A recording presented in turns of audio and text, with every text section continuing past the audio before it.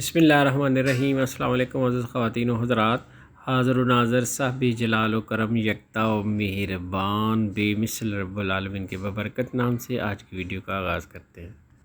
इस वीडियो में बात करेंगे 3 ऐसी सब्ज़ियों के मतलब जिनको अगर आप रात के वक्त खाते हैं तो आपको एमरजेंसी या हॉस्पिटल जाना पड़ सकता है।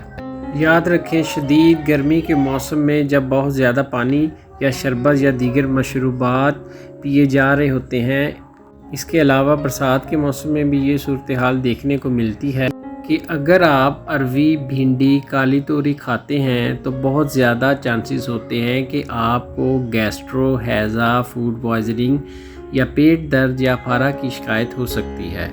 लिहाजा एहतियाती तदाबीर अपनाइए और इन सब्ज़ियों को दोपहर में खाइए और खाने के बाद पुदीना, अदरक, अजवाइन का 1 कप कहवा लीजिए, उस पर नींबू निचोड़ लीजिए। इस तरह आप इन सब्ज़ियों के साइड इफ़ेक्ट से बच सकते हैं। बहुत शुक्रिया। इंशाल्लाह मिलते हैं नेक्स्ट वीडियो में। दुआओं में याद रखिएगा। अस्सलाम वालेकुम व रहमतुल्लाहि व बरकातुहू।